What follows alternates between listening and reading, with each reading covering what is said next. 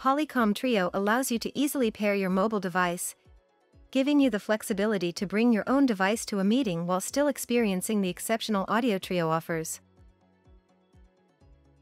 Here's how to pair your mobile device with Trio.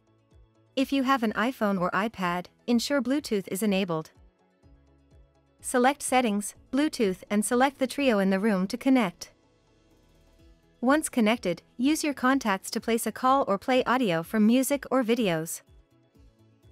If you have an Android device, take advantage of NFC and simply touch your phone to the NFC logo on Trio. If you're working from a laptop, add a Bluetooth device or show Bluetooth devices. Select the Trio in the room to connect. That's it.